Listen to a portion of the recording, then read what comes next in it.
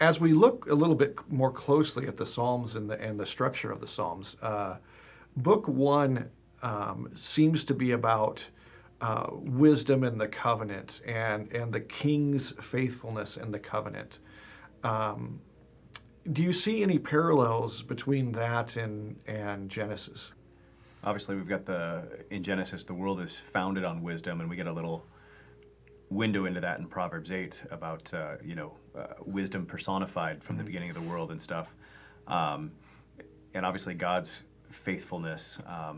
But obviously we also get a pretty quick window as, if we're talking about federal headship in the king, Adam kind of deviates from that pretty quickly. Right, right.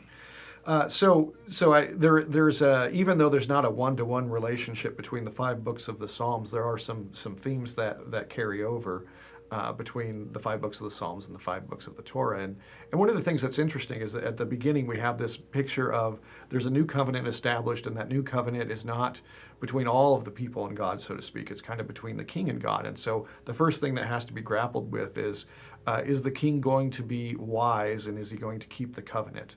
And now that relationship between wisdom and the covenant is important, because if you remember, wisdom is seen as kind of the knowledge of good and evil.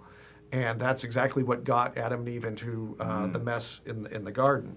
And so how do you see the pursuit of the knowledge of good and evil in, say, David and maybe even especially Solomon's early reign differing from the pursuit of the knowledge of good and evil that Adam and Eve engaged in? A lot of theologians have commented on this and said that it wasn't necessarily wrong in an absolute sense for Adam and Eve to have eaten of the fruit, but maybe it was premature and things of this sort. And especially if you look at the early reign of Solomon, where he prays for wisdom rather than riches or long life or triumph over his enemies. He prays for wisdom, and God gives him all of the above, including wisdom. Uh-huh.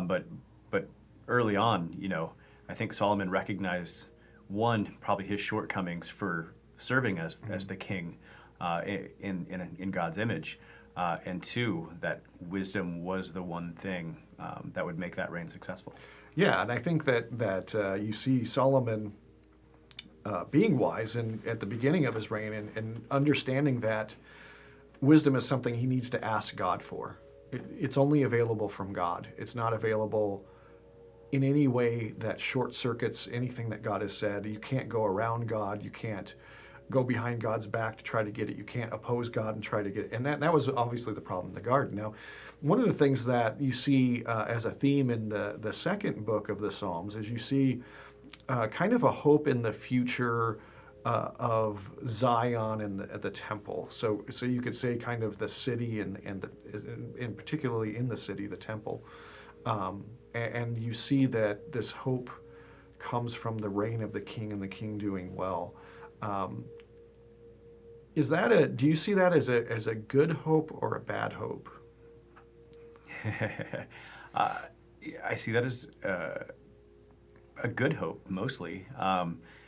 Obviously, you get a big parallel in the book of Revelation with the New Jerusalem, and this is the Christian's hope. And, it's funny, we can definitely get caught up in the hope in this life and in this world, but as Christians, we're supposed to realize we're citizens of another realm, and that's where our ultimate hope is supposed to really lie.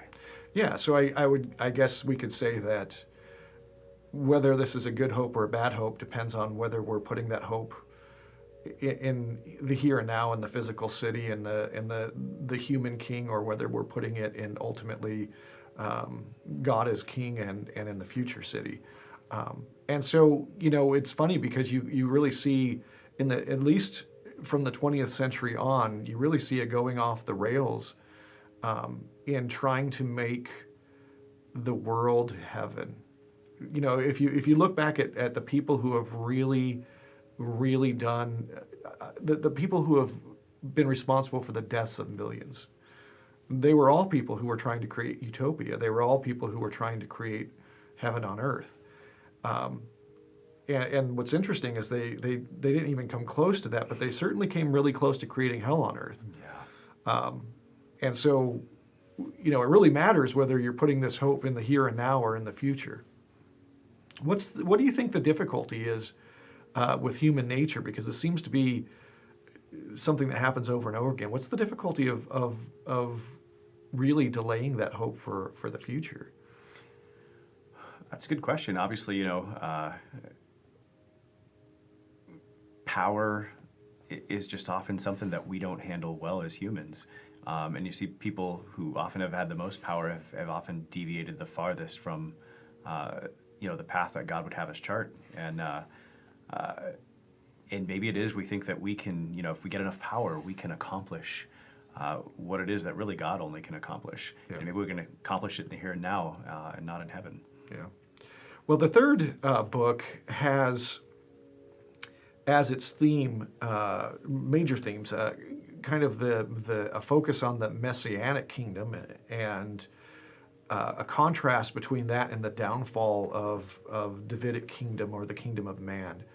And so one of the things that's kind of interesting is in the beginning of these Psalms, you get a lot of pain and suffering as part of the Psalms.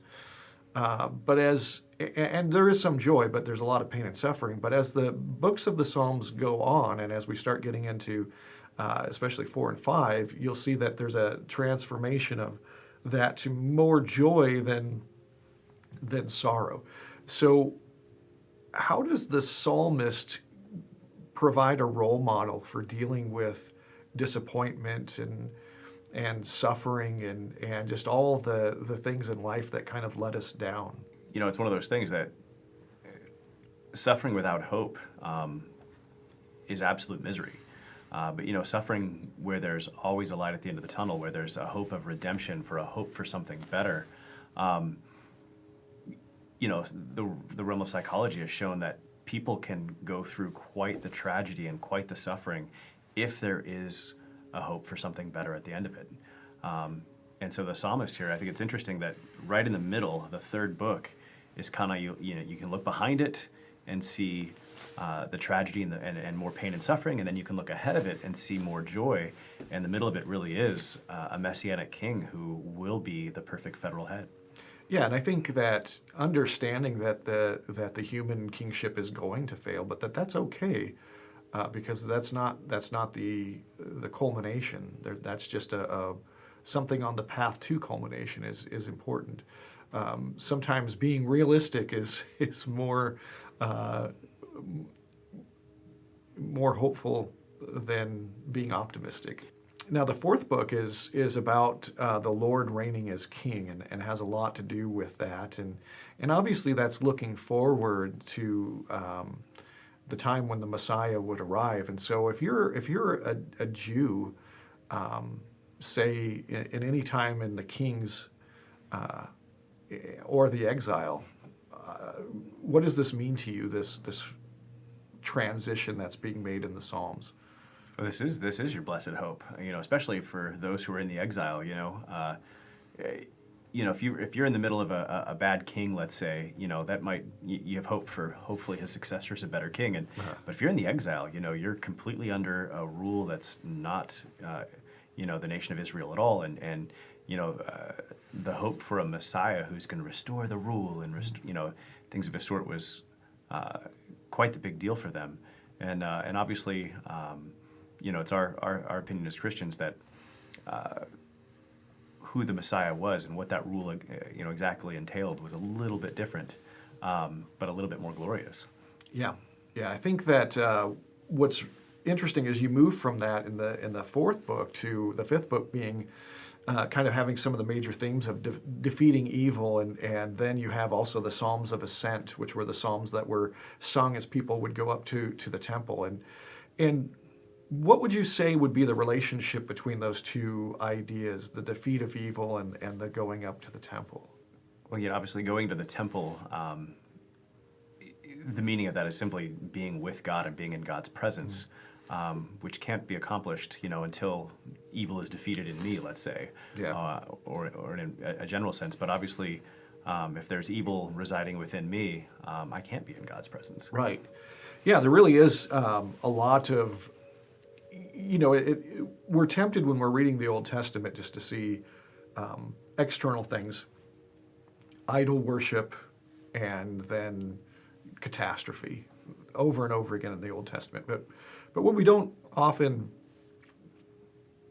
I think, put enough emphasis on is really what's happening in the people's hearts. And you really, the defeat of evil is the ascent to the temple, and the ascent to the temple joyfully is the defeat of evil.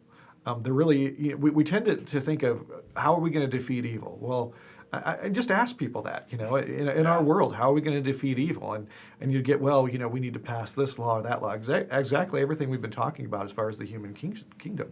We need to pass this law or that law, or we need to reform the government, or we need to, but that's not it. It's about people coming to love the right thing, to really hold in high esteem, high regard, to really trust in what is good, and obviously what is good is God. And so there really isn't any kind of defeat of evil that doesn't involve ascending to the temple, and there's no ascending to the temple without the defeat of evil.